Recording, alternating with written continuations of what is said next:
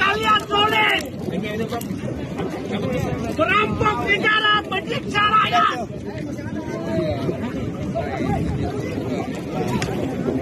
Kami menghitung dari hari ini ternyata kurang dari 5 tahun. Karena itu sudah memenuhi syarat cukup untuk meninjau ulang dan membatalkan sertifikat tersebut. Peta pola pemanfaatan ruang yang di sini, yang di warna-warna kuning, putih, biru, inilah zona reklamasinya. Oke. Dan cara dia melakukan tipologinya, di dalam legenda disebutkan daerah yang reklamasi, tetapi dia tutup dengan warna.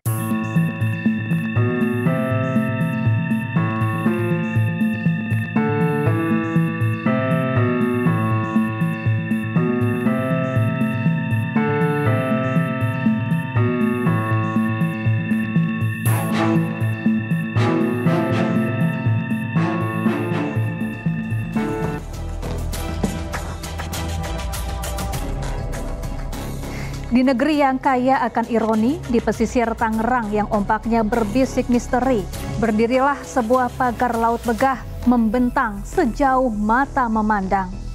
Pagar laut itu muncul tanpa pengumuman dan tanpa peresmian. Keberadaannya mengundang tanda tanya, siapa pemiliknya dan siapa yang memberi izin. Awalnya sekelompok nelayan mengklaim pagar laut itu dibangun untuk mencegah abrasi. Namun cerita yang penuh kebanggaan itu berubah menjadi kisah satir birokrasi yang penuh drama. Namun pertanyaan besar tetap menggantung di udara. Bagaimana mungkin sebuah pagar laut yang lahir dari swadaya bisa memiliki sertifikat yang sah? Apakah ini potret dari sebuah sistem yang terlalu sibuk mencari kambing hitam hingga lupa pada esensi tanggung jawab? Saya Syafaati Suryo, inilah Inside Story.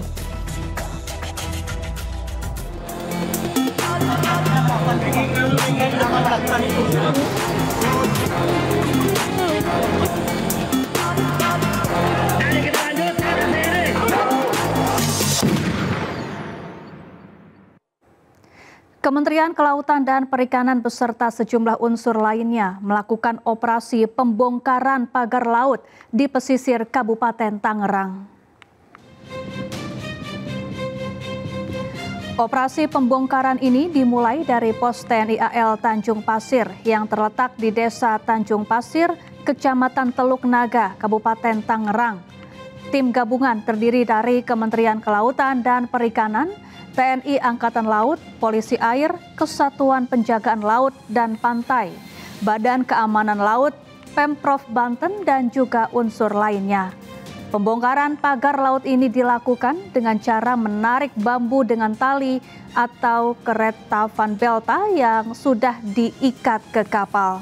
Dengan ini, pagar bambu diharapkan dapat tercabut sepenuhnya. Bambu-bambu yang berhasil dicabut akan dibawa ke daratan, lalu dikumpulkan untuk keperluan barang bukti proses hukum. Aparat maritim yang ada, bahkan dengan DPR juga, kemudian dengan para nelayan akan membackup dan mendukung tugas pembongkaran ini. Kemudian karena ini juga sudah menjadi perintah dari Presiden dan Panglima TNI. Jadi kami akan terus melaksanakan tugas dalam rangka membantu kesulitan masyarakat, khususnya masyarakat nelayan. Dan sesuai dengan Undang-Undang TNI, Undang-Undang Nomor 34 Tahun 2004, ada tugas pokok TNI Angkatan Laut, yaitu pemberdayaan wilayah pertahanan laut, di mana beberapa kecamatan di sini adalah desa binaan di bawah Spot Maral atau staf potensi maritim Angkatan Laut. Sementara Menteri Kelautan dan Perikanan Sakti Wahyu Trenggono masih enggan berkomentar terkait siapa pelaku di balik pemagaran laut di perairan Tangerang. Kendati proses pembongkaran pagar tersebut sudah dilakukan. Sakti berdalih proses investigasi masih berlangsung sehingga belum bisa mengungkap siapa pemilik dan pembuat pagar laut di Tangerang. Terkait dengan pemanggilan pihak-pihak yang dicurigai sebagai pelaku pemagaran ini, Sakti menyatakan hal tersebut masih menjadi bagian dari proses investigasi yang tengah berlangsung. Untuk mencegah terjadinya kejadian serupa di masa yang akan datang, Sakti menyebut Kementerian KKP akan melakukan pengawasan ruang laut di seluruh Indonesia. Mencari nafkahnya di laut itu. Jadi dari sisi hukum tentu kita terus melakukan proses ya, dan kemudian nanti kami juga akan melaporkan kepada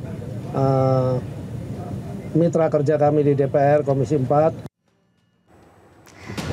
Sementara Menteri Agraria dan Tata Ruang Badan Pertanahan Nasional Nusron Wahid akan membatalkan izin 266 sertifikat hak guna bangunan yang berada di wilayah pagar laut pesisir Kabupaten Tangerang.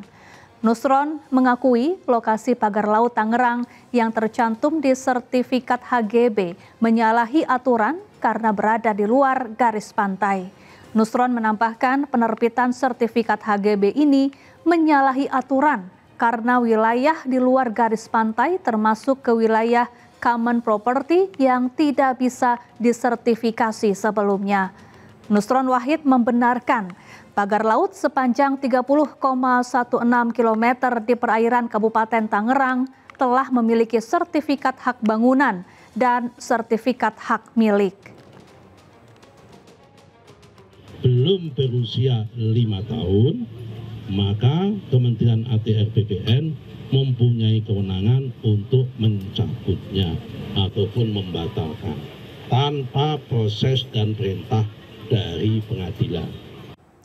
Presiden Prabowo Subianto menegaskan ke seluruh institusi penegak hukum termasuk TNI untuk menegakkan hukum terhadap perusahaan yang melanggar ketentuan peraturan perundang-undangan terkait lahan dan hutan. Kemudian saya juga sudah memberi keputusan kepada unsur penegak hukum, Jaksa Agung, BPKP, Kapolri, dan Panglima TNI untuk menegakkan hukum dan aturan khususnya bagi perusahaan-perusahaan yang melanggar ketentuan-ketentuan pertanahan dan hutan. Ketentuan-ketentuan kita harus dipatuhi. Tidak ada yang memiliki perlakuan khusus. Bagi mereka yang sudah diberi kesempatan berkali-kali untuk menyelesaikan kewajiban-kewajibannya dan tidak melakukan, ya pemerintah akan melaksanakan kewajibannya, mencabut izin dan menguasai kembali lahan-lahan tersebut. Apalagi lahan-lahan itu adalah hutan lindung dan sebagainya. Jadi ini juga langkah yang akan kita laksanakan. Anggota Komisi 4 DPR Firman Subagio melepas PIN anggota DPR dari jasnya di hadapan Menteri Kelautan dan Perikanan Sakti Wahyu Trenggono dalam rapat kerja di Gedung DPR Jakarta. Firman menilai Menteri KKP lambat dalam menghadapi masalah pagar laut. Kita pikirkan bersama, semua orang tahu tentang PIK itu siapa, bagaimana kekuatannya, dahsyatnya. Tapi saya minta Pak, tanamkan ayo jiwa merah putih kita. Jiwa merah kita di berada kita ini. Jangan sampai ada negara dalam negara yang semaunya sendiri mengatur pemerintahan kita. Saya salut dengan Pak Prabowo, oleh karena saya minta kepada Komisi 4, spirit semangat Presiden kita yang begitu luar biasa, harus kita dukung dari DPR ini. Jangan sampai DPR ini dianggap sebagai atau dicap sebagai lembaga stempel. Kami sudah terjun kemarin. Ternyata tidak cukup hanya pagar misterius di tengah laut. Saya kebetulan ditugasi untuk di wilayah sebelah. Lebih terkejut lagi nih. Ada 1063 hektar mangrove yang di ruang laut juga akan diturunkan statusnya dan kemudian juga nanti ujung-ujungnya akan disertifikatkan untuk pariwisata. Padahal jelas-jelas dalam PSN itu wisata itu diperbolehkan tapi tidak boleh dijadikan tempat tinggal. Ini nanti kita bahas dengan Menteri Perhutanan nanti siang. Nah, oleh karena itu Pak Menteri, sekarang ini rakyat sudah menunggu. Rakyat ini menunggu apa endingnya. Jangan sampai rapat hari ini hanya merupakan anti klimaks. Rasanya kalau rapat ini tidak ada satu kesimpulan yang memberikan jawaban kepada rakyat, saya mohon maaf Pak, tidak nanti, sekarang pun saya lepas dulu Pak ini, rencana saya Pak. Saya lepas Pak. Malu sebagai wakil rakyat. Karena persoalannya sudah berlarut-larut. Ini rakyat sudah menuju bahwa ada skenario bahwa pejabat-pejabat tertentu melindungi terhadap proyek besar ini. Ada apa? Anggota Komisi 4 DPR Arif Rahman juga menyayangkan sikap lambat Menteri Kelautan dan Perikanan dalam menyikapi temuan pagar laut di Tangerang. Ia juga mempertanyakan fungsi pengawasan KKP terhadap pemagaran laut. Kita harus melakukan satu edukasi di tengah situasi zamannya broadband seperti sekarang ini. Kalau kita tidak melakukan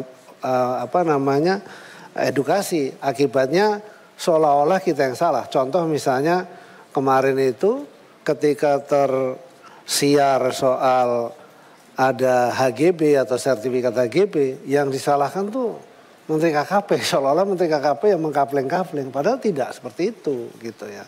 Bahkan kami pun baru tahu setelah diumumkan oleh Menteri ATR. Tapi yang pasti yang kami ketahui berdasarkan undang-undang memang tidak boleh ada penerbitan sertifikat di laut kecuali untuk suku tertentu. Salah satu contoh adalah suku Bajo, dan itu pun sebelum diterbitkan oleh ATR BPN harus diterbitkan dulu KKPRL.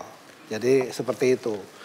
Nah, kemudian soal yang di Bekasi, kan di Bekasi sama juga, tidak memiliki. Jadi segala sesuatu yang tidak memiliki izin, kalau dia memiliki izin lokal seperti HGB dan sebagainya, itu adalah di darat. Begitu dia mulai masuk ke ruang laut, dia harus mengajukan izin KKPRL ke pemerintah pusat, dalam hal ini adalah Kementerian Kelautan Perikanan. Apabila itu tidak ada, pasti kemudian akan kita lakukan tindakan penyegelan dan kemudian kita usut sesuai dengan koridor tadi, denda administratif dan lain sebagainya. Kita tidak bisa masuk ke ruang yang lebih jauh.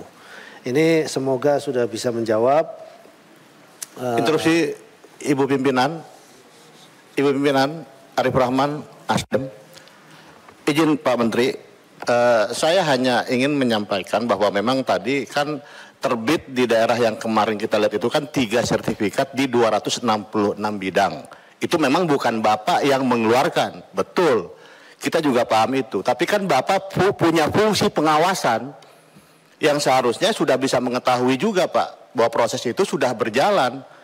Karena kan pagar laut itu Pak, mohon maaf, tidak seperti sulap. Ini pagar laut atau sertifikat? Pagar laut Pak, tapi kan gini, ya. Mungkin mereka melakukan itu karena sudah punya sertifikat, merasa punya sertifikat. Memang bukan Bapak yang menerbitkan. Saya tahu bahwa itu adalah BPN, pasti yang menerbitkan. Tapi kan proses persetujuan harusnya pemanfaatan ruang laut itu kan ada di Bapak. Nah saya nggak tahu makanya kenapa harus ada koordinasi yang seperti pimpinan tadi bilang Pak Alex, bahwa kalau memang merasa ini tidak punya kewenangan, kita bikin panja atau apa untuk mencari Pak. Karena saya yakin problem ini juga ada di seluruh Indonesia gitu loh. Nah ini yang perlu, jangan sampai Bapak setelah ini akan capek klarifikasi masalah pagar-pagar ini Pak. Karena ini tiba-tiba habis dicek muncul di Surabaya. Nanti habis ini di Makassar pasti ada. Ini akan selalu muncul. Nah saya hanya mempertanyakan bagaimana koordinasinya, karena bagaimanapun yang ada HGB-nya itu di wilayah Bapak, laut Pak. Pokoknya urusan air asin itu di Bapak lah gitu kan. Dan HGB itu adanya di wilayah Bapak. Nah, bagaimana fungsi pengawasan Bapak pada saat pagar laut itu ada dan Bapak secara keseluruhan kementerian ini tidak menyikapi secara awal gitu Pak. Itu yang saya maksud, fungsi pengawasan Bapak terhadap pagar-pagar laut itu yang ada gitu loh. Jadi saya juga paham bahwa ini adalah tugas dan wewenang dari BPN untuk mengeluarkan HGB. Kalau memang Bapak ada kesulitan untuk itu, sampaikan ke kita. Kita akan merekomendasikan untuk melakukan panja supaya bisa berkoordinasi dengan BPN dan yang lainnya. Apalagi Bapak juga kan, misalkan ada Polairut di sana, ada Angkatan Laut di sana kan bersama-sama Bapak. Nah ini yang harus saya jelaskan. Mungkin itu Pak. Terima kasih Pak Menteri, mohon maaf. Terima kasih Bu Pimpinan. Anggota Komisi 4 DPR Sony Tedana Paramita juga mencecar Menteri Kelautan dan Perikanan. Sony menyayangkan sikap Menteri Kelautan dan Perikanan yang teledor dalam mengawasi wilayah laut Indonesia. Di satu titik saja ternyata di Tangerang begitu viral karena itu di depan mata kita, dekat dengan Jakarta. Tapi ternyata kemudian di Pari, kemudian kemarin saya terima di Sidoarjo dan sebagainya, akan banyak bermunculan soal itu. Jadi sekali lagi saya berharap, saya tidak akan banyak soal pagar laut itu, saya yakin teman-teman komisi yang POX yang lain akan bisa menyampaikan, tapi tolong tunjukkan sebagai seorang bapak nelayan. Saya tidak cukup banyak melihat pernyataannya seperti itu. Berikutnya lagi, kalau tadi salah satu solusinya adalah soal anggaran dan soal undang-undang. Tapi jauh lebih penting dari itu sebetulnya bagaimana koordinasinya. Kami ingin di forum yang terhormat ini, kalau beberapa waktu yang lalu Pak Menteri menyampaikan ini sudah tahap penyidikan, jadi jangan dicabut dulu pagarnya. Kalau sudah ada tahap penyidikan, mungkin berarti sudah ada bukti permulaan yang cukup. Sudah ada yang patut diduga siapa yang memasang bambu itu. Kita nggak perlu, kalau di medsos saja bisa tahu gitu. Kalau dulu Pak Menteri di forum ini mengutip satu ayat gitu kan, kira-kira gitu. Apa kemarin lupa saya ayatnya itu. Tapi saya juga sampaikan Pak, kulihak walakau namuron Pak. Sampaikan kebenaran itu walau pahit. Nggak usah takut siapa yang masang itu. Di belakang Bapak ribuan nelayan Indonesia siap membackup.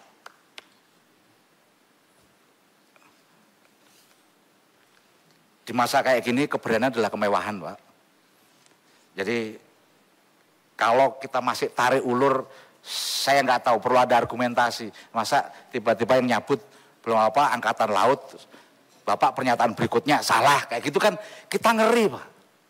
Masyarakat lihat ini gimana instrumen negara dua-duanya bisa berbeda. Ribuan bambu kayak gitu di sebelah situ mungkin ada Polairut, masa sih nggak tahu kalau ditanya. Saya pengen tahu apakah pernah ada forum yang untuk mempertanyakan itu. Sekarang bahkan kalau di media kita bisa lihat yang namanya penerima SGHB itu direksinya kemudian komisarnya siapa saja, kita tinggal buka handphone bisa. Ratusan kali penyegelan itu tidak hanya di sini, di seluruh Indonesia kita lakukan. Yang kalau tidak salah ada 196 kasus yang kita lakukan. Cuma tidak terberitakan seperti ini karena mungkin tidak terlalu menarik. Ada misalnya di Batam itu reklamasi yang menghancurkan hutan mangrove. Itu juga kita tindak. Kita segel dan padahal sudah ada KKPRL-nya tapi tidak sesuai begitu. Nah kita tidak bisa kemana-mana. Misalnya contoh begini, tiba-tiba lalu kemudian tiba-tiba dibongkar misalnya begitu. Sementara anggota Komisi 4 DPR Daniel Johan menilai Menteri Kelautan dan Perikanan terkesan lembek dalam penegakan hukum pagar laut. Kita semua masyarakat fokus ke pagar laut ya, tetapi sampai sekarang itu pelakunya juga masih belum secara terang ya dijelaskan. Ya.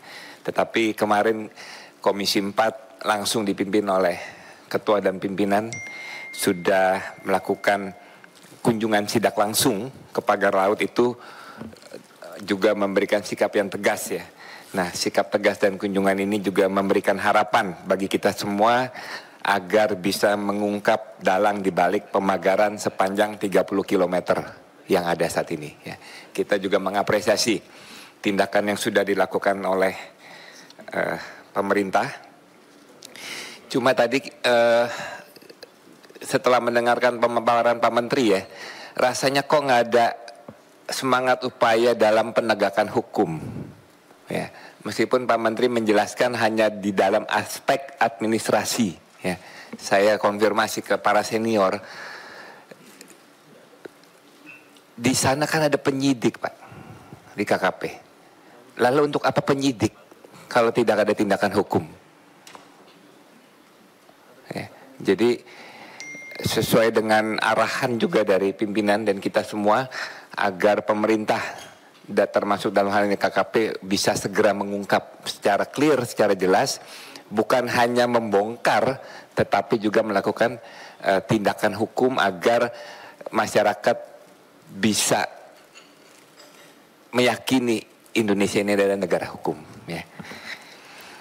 Tadi sempat saya sampaikan Pak Menteri, kita kunjungan ke sana itu dari darat sampai ke batas pagar laut itu sekitar 1 kilo. Ya. Soal bagaimana dengan siapa sebetulnya memasang. Jadi sampai dengan hari ini masih dalam proses penyidikan. Ya memang tuntutan dari para masyarakat pengennya hari ini diusut, disegel, besok juga udah langsung ketahuan. Tapi tidak mudah juga karena kami mendapat beberapa petunjuk tentu, tapi tentu kan juga harus dipanggil dan kemudian ditanya apakah yang bersangkutan betul melakukan itu dan seterusnya, karena memang terus terang kami tidak memiliki satu alat pengawasan yang tadi disampaikan itu ya. Kami sudah mengajukan sebenarnya untuk kemudian kita bisa memiliki digital surveillance begitu, tapi sampai hari ini kita belum punya. Dan kemudian kalau soal koordinasi Pak, kita sudah sering melakukan koordinasi dan masing-masing sudah paham bahwa kalau menerbitkan atau mengizinkan ini, mengizinkan itu nggak boleh. Dan kita sudah sering koordinasi, tapi tetap saja memang masih terlanggar ya. Sudah, itu memang menjadi, dan tanggung jawab pengawasan memang terus terang bukan hanya di kita, tapi tanggung jawab pengawasan semua pihak. Daerah juga punya wewenang untuk melakukan pengawasan, kementerian, lembaga lain juga punya kewenangan untuk melakukan pengawasan, dan kita juga, dan koordinasi selalu. Tapi insya Allah ke depan kita akan selalu tingkatkan sistem atau koordinasi soal pengawasan tersebut. Karena memang luas wilayah kita itu seluruh Indonesia, dan tadi sudah saya sampaikan, kebetulan saja yang terjadi di Tangerang ini, sebetulnya kejadian seperti Tangerang ini sebelumnya sudah banyak sekali. Tadi saya sampaikan, kita sudah menghentikan 196 kasus. Ya, yang semuanya itu adalah bermuara pada kegiatan pembangunan di ruang laut. Begitu. Kasus pagar laut di Tangerang ini pada saat Pak Menteri Wahyu Sakti Trenggono menjadi Menteri 5 tahun kemarin ya Pak ya. Dan baru terungkap setelah viral, rame di media sosial, seakan-akan satu institusi yang besar yang bernama KKP yang mengurus laut itu tidak berfungsi, mohon maaf. Ada Dirjen Ruang Laut PRL, ada Dirjen PDSKP. Di mana selama ini, Pak? Tadi Bapak menyampaikan ketika Pak Ketua sampaikan, sudah menemukan belum siapa dalang di balik pembangunan pagar laut? Bapak menyampaikan belum. Benar ya Pak? Belum. Aneh Pak. Jujur terus terang, memang menemukan orang jujur di negara ini susah. Dan kalau hari ini pun KKP menyampaikan belum menemukan siapa dalangnya, terus terang sebagai wakil rakyat kami juga heran juga, Pak. Bukankah KKP punya semua sarana yang ada? Jawab kepada kami secara jujur, Pak, apa masalahnya? Gitu. Siapa pemilik barisan bambu sepanjang 30,1 km yang tersusun rapi di tengah laut? Simak penelusuran tim kami dari lokasi pembangunan pagar laut di Kabupaten Tangerang, Banten.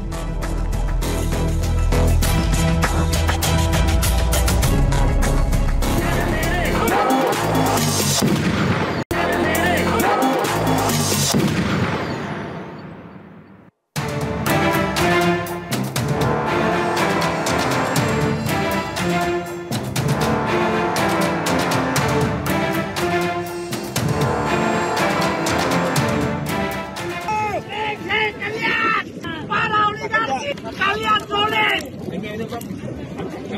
perampok negara, penyiksa rakyat.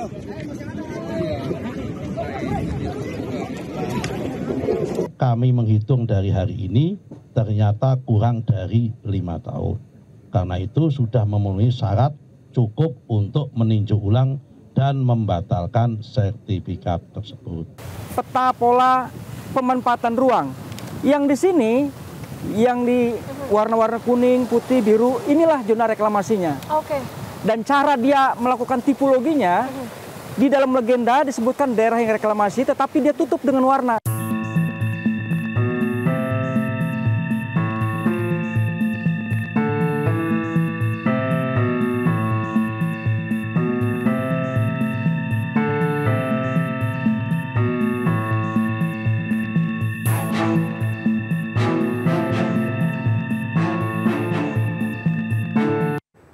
Pagar laut yang membentang di 6 kecamatan dan 16 desa di perairan Tangerang, Banten menjadi sorotan publik.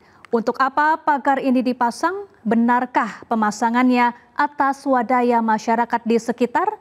Kita simak penelusuran Nadia Valeri dari Kabupaten Tangerang, Banten.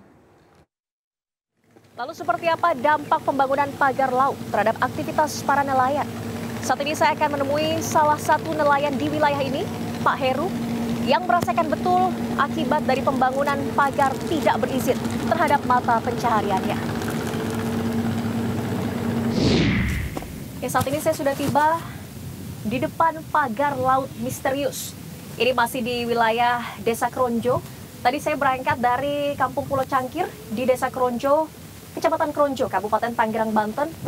Perjalanan ke sini memakan waktu tadi sekitar 15 menit dengan kondisi ombak yang cukup tinggi. Saat ini cuacanya juga masih mendung, tadi sempat turun hujan. Dan inilah penampakan dari material bambu yang digunakan untuk membuat pagar laut yang membentang di 6 kecamatan, di 16 desa di sepanjang perairan Tangerang, Banten.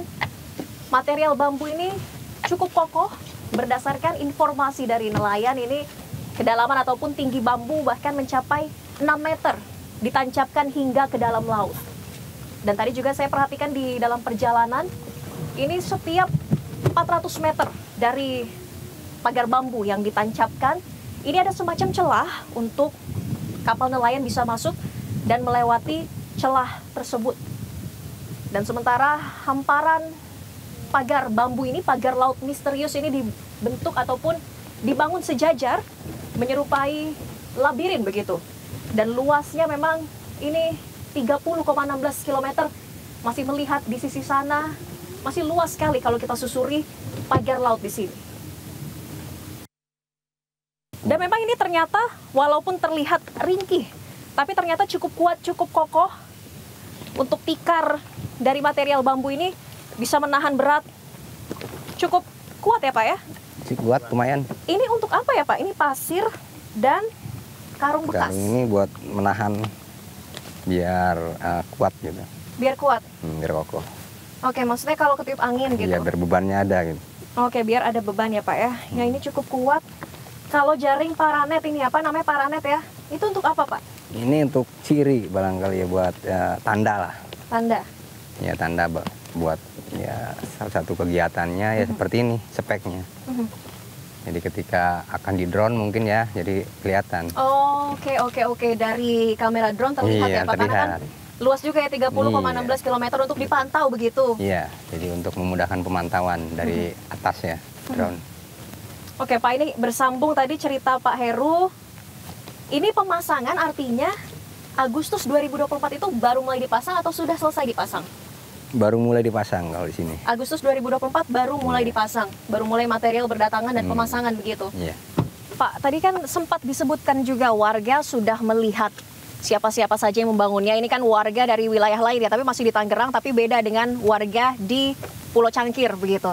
Nah, ini sempat ada upaya menghentikan Pak pembangunan ini? Udah sempat, waktu itu berapa bulan yang lalu ya, kalau nggak salah 2 bulan melalui HNSI. Bulan November 2024. Pokmaswas itu pernah sidak bersama DKP dan KKP. Pemerintahan juga sudah turun tangan? Ada turun tangan, kemudian ditanyakan legalitasnya atau perizinannya, ternyata nggak ada.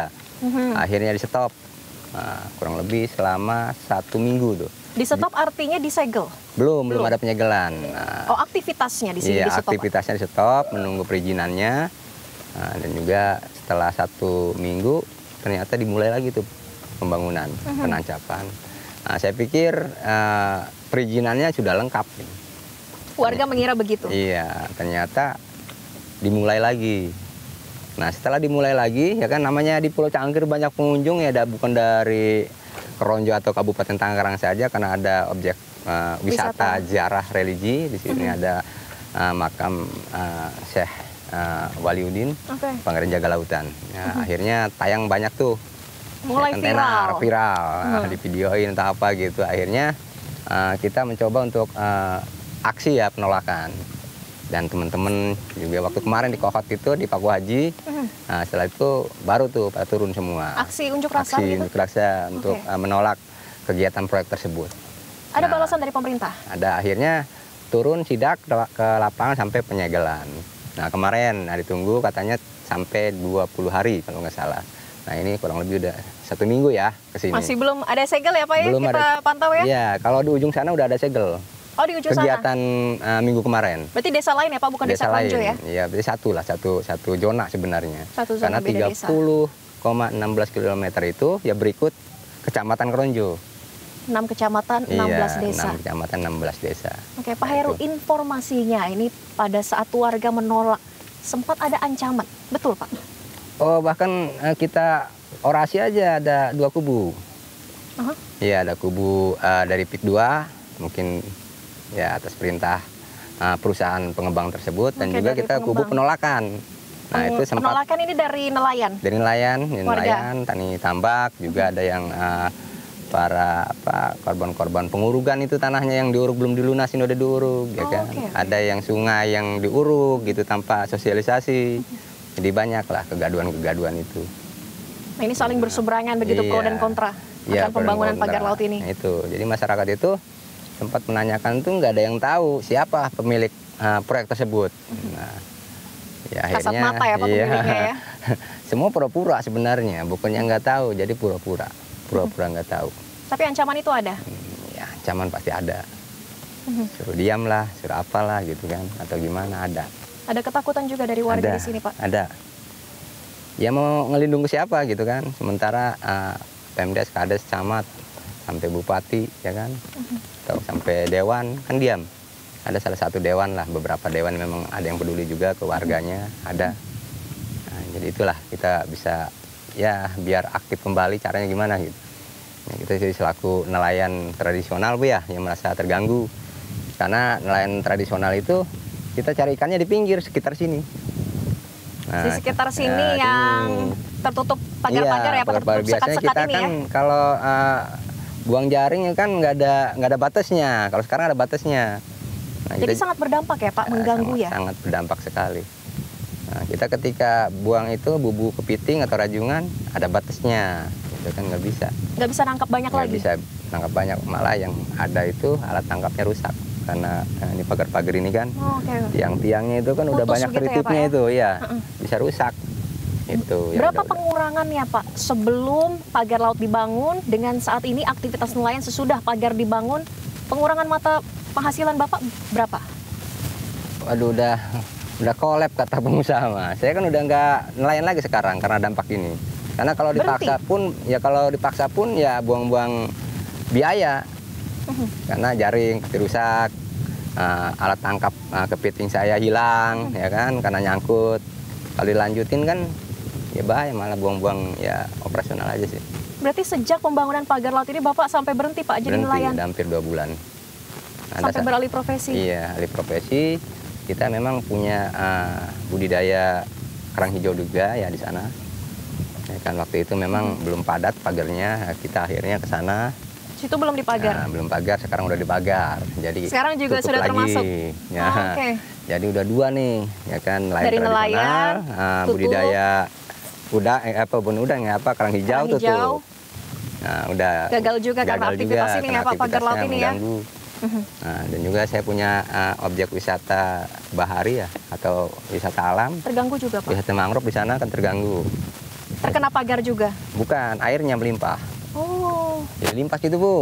Ya. Oh, gitu. Jadi dalamnya kan ada ikan, ada apa udah kabur semua. Jadi airnya limpas. Sana. Iya, karena kan pengurukan kan bukan ratusan hektar, ribuan hektar. Iya. Jadi kantung-kantung airnya itu tertimbun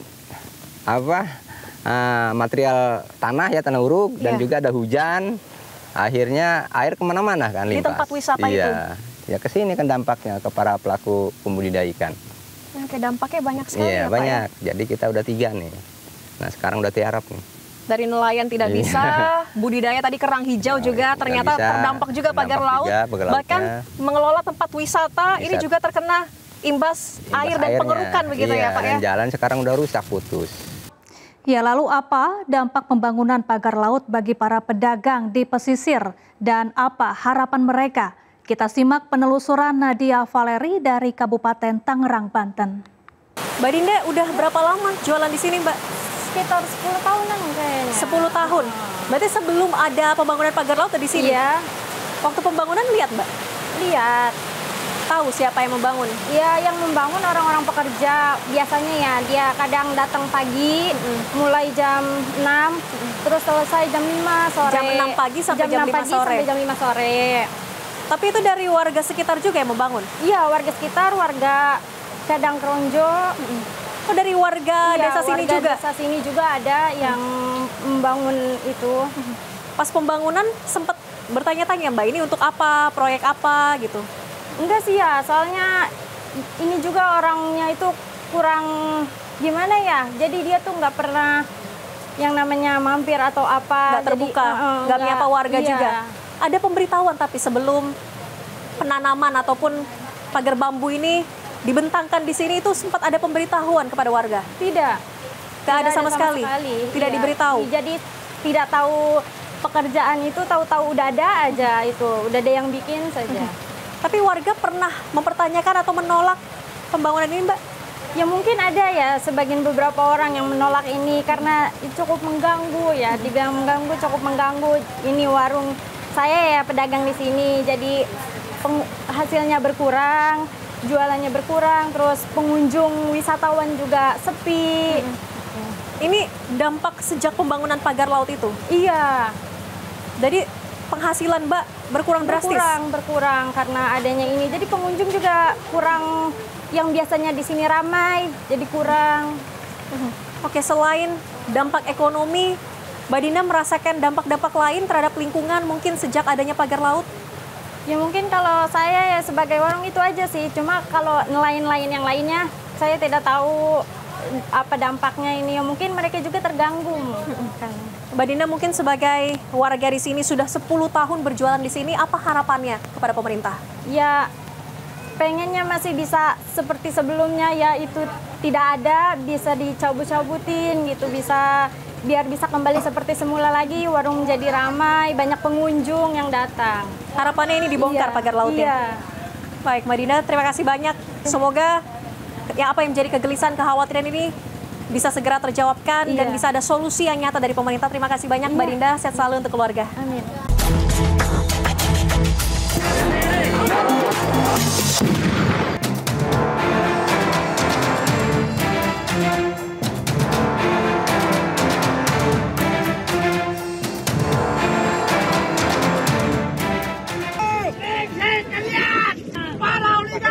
Kalian solid. Perampok negara, menyiksa rakyat.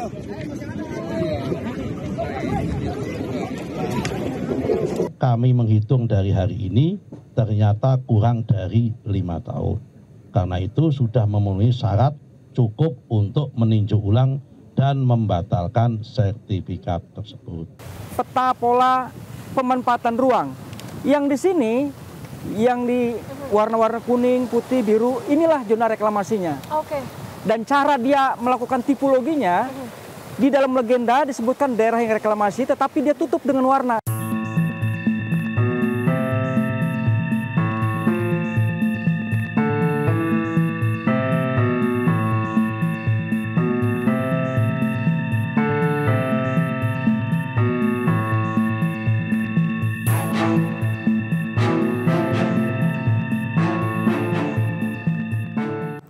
Dalang dibalik keberadaan pagar laut misterius yang membentang sepanjang kurang lebih 30 km di perairan Tangerang, Banten masih menjadi teka-teki. Sementara itu media sosial diramaikan dengan aksi saling tuding antara aktivis dan pihak swasta yang mengelola wilayah PIK.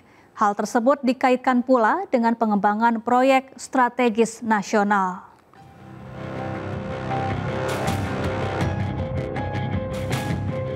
Pagar laut misterius sepanjang 30 km yang ditemukan di kawasan Laut Tangerang, Banten membuat gaduh. Warga dan kelompok nelayan sekitar menyebut jika keberadaan bambu-bambu yang berada di Laut Utara Tangerang tersebut sudah lama berdiri. Setelah viral di media sosial, kelompok nelayan yang tergabung dalam jaringan rakyat Pantura mengklaim mereka sengaja membuatnya. Pagar tersebut dibangun untuk memecah ombak dan mencegah abrasi serta mitigasi dari ancaman tsunami. Menahan abrasi dan yang kedua menahan pemecah gelombang juga. Dan di sisi lain juga keuntungan dan kemanfaatannya adalah buat masyarakat nelayan khususnya itu jadi penghasilan tambahan. Jadi di situ bisa habitat kerang hijau itu hidup.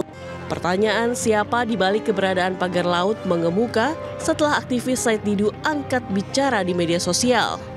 Yang membantah bahwa itu tidak terjadi, fakta menunjukkan, mohon maaf, ini di belakang saya, ini sekitar 1-2 km, itu terlihat laut yang sudah dipagar, dan anehnya 9 lembaga termasuk Pak Sugeng Angkatan Laut sudah pernah memeriksa pagar ini dan sudah menemukan bahwa memang ada pagar 23,3 km.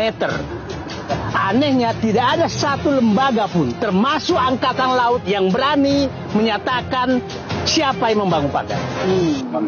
Jadi bagi pihak-pihak menyatakan tidak terjadi negara dalam negara, saya katakan mulai dari Kosambi sampai Tanah Ara sana, sampai sana itu sudah tidak ada negara. Menanggapi hal itu, Presiden Direktur Agus Dayu Group Nono Sampono buka suara terkait pengembangan proyek strategis nasional PIK 2. Pada areal bekas hutan lindung mangrove. Punya, kalau digambar itu kan sepotong-sepotong tuh. Betul. Jadi ada A, B, C, D, E. Ada E itu. Jadi dulunya ini besar sekali. Mungkin diperkirakan sekitar 1.600 sekian hektar. Tapi sekarang tersisa tinggal 91 hektar. Kemudian dalam rencana proyek strategi nasional ini harus direhabilitasi. Karena tanah-tanah ini yang tadinya milik negara kena abrasi dari pantai. Kemudian banyak yang sudah digarap juga oleh masyarakat menjadi tambak, menjadi macam-macam lah kira-kira. Nah ini kan harus diselamatkan. Hak negara dan kemudian atas nama Kementerian Kehutanan. Melalui sebuah podcast di YouTube, Presiden Direktur Agus Dayu Group Nono Sampono membantah pengembangan PIK 2 yang disebut menyalahi aturan. Barang ini kan barang halal, punya negara yang mau diselamatkan. Karena negara bukan tidak punya, tapi kepentingannya banyak. Jadi ini dikerjakan oleh swasta. Dan Agung Sedayu satu di antara 49 PSN seluruh Indonesia sejak tahun 2016. PIK 1 sudah terbukti. Dulu mengibarkan bendera saja merah putih di jembatannya tidak boleh. Wartawan mau datang masuk ke pantai diusir. Sekarang mereka belum dapat hak apa-apa, laut sudah dipagar dan seluruh lembaga tidak ada yang berani satupun menyatakan siapa yang memagar. Ada apa? Artinya, apakah kita masih merdeka? Terkait pernyataan aktivis Said Didu yang menuding PIK berada di balik keberadaan pagar laut, Nono Sampono pun memberikan tanggapan.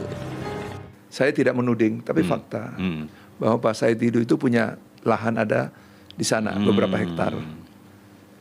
Kalau tidak salah, karena ini bukan berhubungan dengan saya langsung, kan pihak bawah lah yang menyelesaikannya. Yaitu kalau tidak salah itu ditawarkan untuk kita membeli. Nah, persoalannya adalah mungkin tidak ada kesesuaian harga. Ya, itu faktanya ya, faktanya bukan saya menuding tapi adanya begitu. Nah, satu yang kedua, beliau mungkin ya sebagai seorang aktivis, pejuang mungkin memperjuangkan sesuatu yang menjadi idealismenya. Saling tuding siapa bertanggung jawab di balik pagar laut terus bergulir. Meski begitu, keberadaan pagar laut terbukti mengganggu warga dan nelayan sekitar.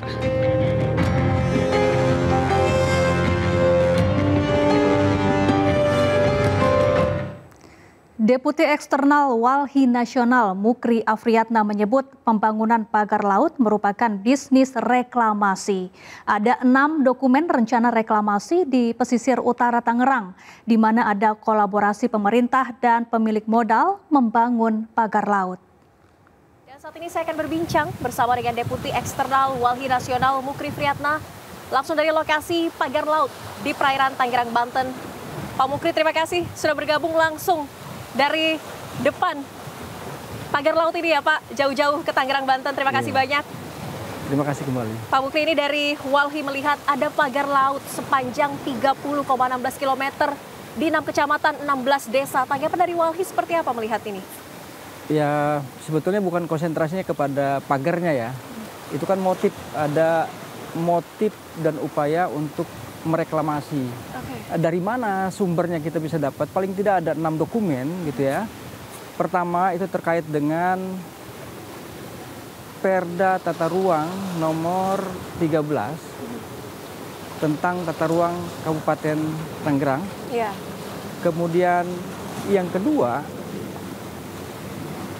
terkait dengan rencana strategis pengelolaan wilayah pesisir dan pulau-pulau kecil Tangerang.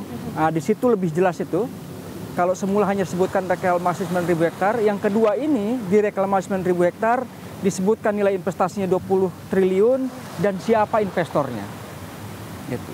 Yang ketiga, revisi Perda Tata Ruang nomor 9 tahun 2020 menyebutkan hal yang sama. Jadi dari 6 dokumen ini yang paling akhir adalah setelah pengesahan Tata Ruang Provinsi Banten tahun 2023 yang menyebutkan yang sama, sekarang masih juga terjadi di dalam dokumen penyusunan rencana pembangunan jangka panjang Kabupaten Tangerang untuk tahun 2025 sampai dengan tahun 2045.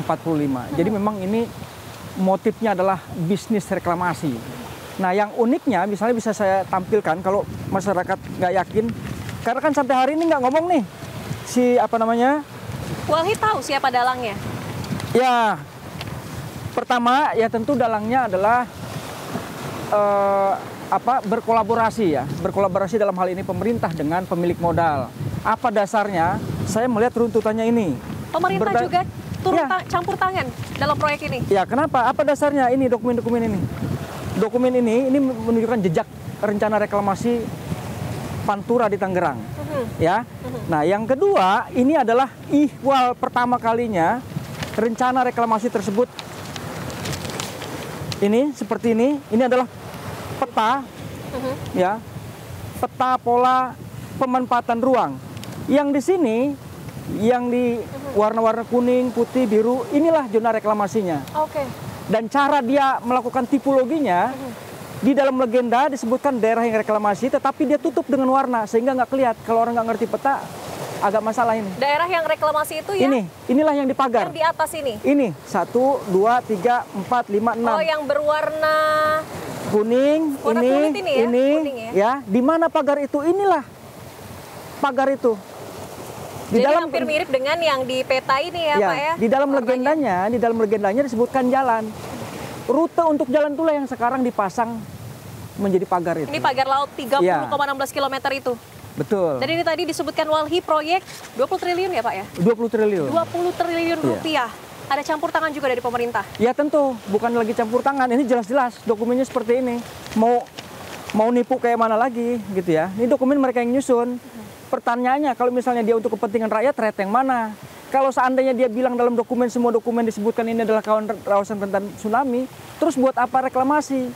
Berarti dia dengan sengaja mau menjerumuskan orang supaya menjadi korban tsunami. Ini yang nggak logik gitu ya, dalam keputusan-keputusan semua dalam dokumen ini. Oke. Sementara Sandi Marta Praja selaku koordinator Jaringan Rakyat Pantura menyebut pemasangan pagar laut di pesisir Kabupaten Tangerang dilakukan oleh swadaya nelayan. Kita jawab berbagai macam pertanyaan misalnya. Kontroversinya itu mengganggu dan segala macam, harus memutar yang tadinya harusnya 2 liter solar menjadi 5 liter solar. Ternyata tidak kok. Tidak. Abang udah ke lokasi pagar laut ya? Sudah. Yang di Karangserang ya, yang di Karangserang, yang di Kronjo juga ada. Jalan-jalan buat ini dan segala macamnya gitu, jalan buat mereka ke lepas pantai gitu, ada jalannya, tidak muter sampai yang diberitakan itu ya begitu. Lalu kemudian ada pula kontroversi misalnya hari-hari ini bahwa di tengah cuaca sedang buruk, akhirnya penangkapan ikan tidak maksimal. Di pinggir, di pagar, konotasi pagar ini kan ngeri betul. Seolah-olah itu disekat, seolah-olah itu tidak ada jalan lagi, seolah-olah itu dan segala macam. Sedangkan anggota Ombudsman Republik Indonesia YK Hendra Fatika meragukan kelompok masyarakat yang mengaku memasang pagar laut di pesisir pantai utara Kabupaten Tangerang, Banten. Bisa kita bayangkan, kalaupun misalnya bahwa yang memagar ini swadaya, maka rasanya terlalu naif gitu bahwa kita percaya ini adalah swadaya, apalagi swadaya nelayan. Karena nilainya besar loh. Ya. Saya menduga pemasangan pagar di sekitar 30 km ini dananya bisa lebih dari 30 miliar. Walaupun hanya pasang bambu itu. Walaupun hanya pasang bambu saja. Ya. Hitung-hitungannya sederhana. Jumlah bambu aja dikali sepanjang 3 km kali berapa lapis. Kali harga bambunya ditambah dengan ongkos pasangnya. Itu pasti hitungannya sudah melebihi dari 30 miliar. Apa nelayan mampu melakukan swadaya seperti itu? Nah, sehingga siapapun yang melakukan ini, Ombudsman melihat memiliki power. Siapapun yang merasa memiliki power, merasa. Kini pagar laut itu tinggal kenangan, dirobohkan atas nama aturan yang baru diingat setelah semuanya berantakan. Yang tersisa hanyalah ironi. Pagar yang dulu melindungi kini menjadi simbol dari sistem yang seakan tak pernah peduli. Saya Syafaati Suryo, sampai jumpa.